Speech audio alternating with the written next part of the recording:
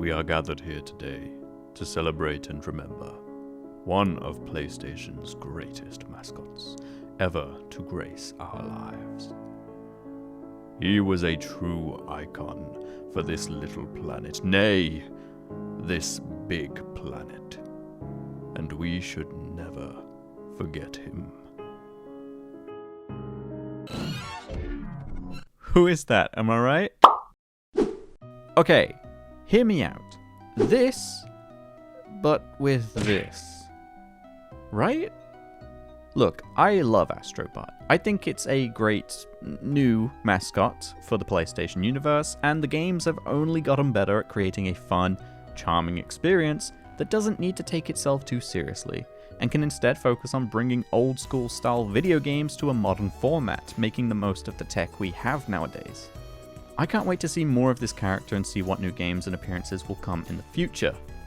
But I can't just forget my boy like this. He deserves so much more than just a cameo and a fading legacy, and Team Asobi has twisted that knife. But weirdly also given me hope for the first time in a long while. Astrobot is basking in critical acclaim, and rightly so. It's been a good while since a major first-party title from anything other than Nintendo has been something that isn't dark, story-driven, or chasing modern trends. When looking at modern games output, we've traded Jak and Daxter for The Last of Us, Sly Cooper for Ghost of Tsushima, Ratchet & Clank for Spider-Man. All great games, there's no doubt there, but you can see the shift over the years. My biggest hope is that Astrobot sparks some realization into the industry, particularly the Big Three. PlayStation and Xbox may finally look to diversify their first-party lineups a little more, and Nintendo might realize it can't keep doing another 4-hour Mario platformer and calling it a day. Well, that probably won't change, but at least we'll get more options outside of Nintendo. So let's take a moment to look at LittleBigPlanet's history, shall we? Developed by Media Molecule, LittleBigPlanet was a hit game in the early days of the PS3 and made great use of the DualShock 3 and the console's capabilities. Shortly after, LittleBigPlanet 2 made things even better, with new tools, new power-ups, and even more fantastic community levels to get lost in. I mean, even the PSP version of LittleBigPlanet was great, and LittleBigPlanet Karting was there as a Mario Kart-like game if you wanted it. It wasn't huge, but it was fun. Things were good, and as we headed into the PS4 era, LittleBigPlanet 3 was on the horizon. Only now it would be developed by Sumo Digital, as Media Molecule moved to focus on Tearaway and eventually Dreams. This is where our dreams fade. LittleBigPlanet 3 was, well, it was broken. I had it crash so many times, 2 of which it just straight up corrupted my almost 100% save and forced me to start over. Twice. It had the bare bones formula of a LittleBigPlanet game, but it felt like a lot of the love and care just wasn't in it, and with a rocky stature, it crumbled quickly. Meanwhile, Tearaway was good for the PS Vita, before that died off too, and Dreams is a weird one. It expanded on Media Molecule's ideas for LittleBigPlanet, offering up the tools to create anything and share them with the world. Something people already did in LittleBigPlanet, albeit with dimensional limitations that still didn't stop a lot of people. The problem was that Dreams was a strange middle ground of accessibility. It was too complex of a tool for most people unless you were willing to put in the time to learn how to develop within it. Yet it was too limiting or simple for actual developers, and so time put into it just wouldn't be worthwhile. It was no doubt a great stepping stone for a handful of people, and I enjoyed the time I spent learning in it, but it lacked the welcome that LittleBigPlanet offered, and as such, support for Dreams was halted in September 2023.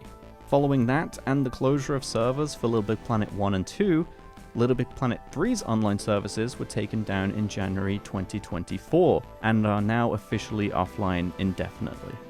LittleBigPlanet is dead. Long live LittleBigPlanet.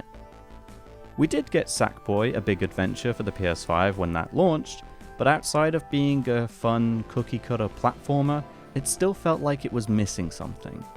Something that Astrobot has.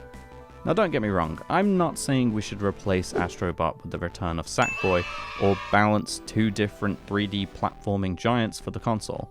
No, I think we have the perfect space for LittleBigPlanet to fill, and the proof that it should be filled. Listen up, Sony. Consider this my official pitch. First off, let's get the big money maker out of the way real quick. You big boys love a live service idea. Can't get enough of them. Thing is, most of the time they don't work. We end up with Concord, or Foam Stars, or Anthem. The list is long, and I'm keeping this video as short as possible. I mean, Sackboy: A Big Adventure even leaned into this live service in a weird way, with new outfits based on relevant games being added months, even years after the fact, despite the game being a subpar one-and-done platformer, with no real reason to return just to play the same levels as Celine from Returnal. And in no way, shape, or form should Astrobot go live service. I know you and your big corporate ideas, and that would undoubtedly ruin it and leave us back at step one. Instead, I think LittleBigPlanet 4 could be the perfect live service game for the PS5 for three big reasons. The big three. No real competitor, no requirement for exploitative greed, so don't do it, Sony. And an existing icon with a community that would surely return and grow with strong marketing. Community levels, new outfits, shared events that a million little sack people could take part in. It would be the fuzzy, stitched up Fortnite for PlayStation, and I hate that I just said that. Outside of any live service talk, LittleBigPlanet 4 could also push the PS5 in ways that Astrobot does, and even beyond anything we've seen for the console yet. Not just graphical power, which would be incredible either way in a game that is based on so many different close-up materials and special effects, but in using the DualSense in new and creative ways.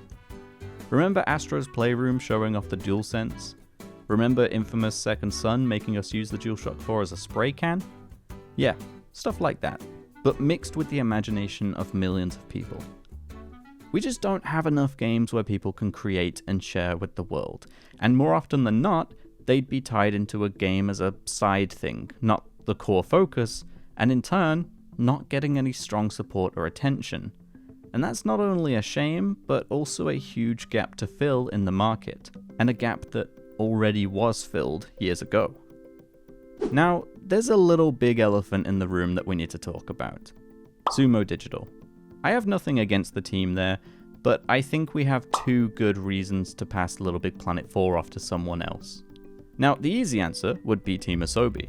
The team behind Astrobot clearly know how to make games of this style, and make use of the console and controller in so many ways. I have no doubt that they would create an incredible LittleBigPlanet game, but at the same time, it would be great to see them continue to thrive in their own thing, while LittleBigPlanet has the love and care of another team. I'll just say it, we need Media Molecule back.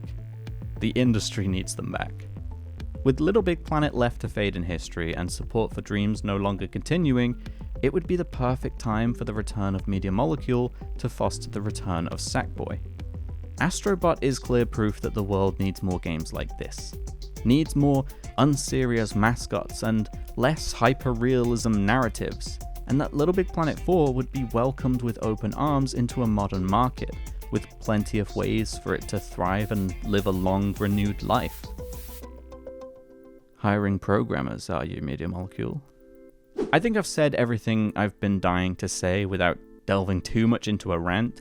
I know I could talk at length about how much I love LittleBigPlanet and why it needs to return, but my hope is, for now, that more people remember Sackboy, more people ask for more like Astrobot, and most importantly, that companies like Sony see this success as a new direction for the future of games.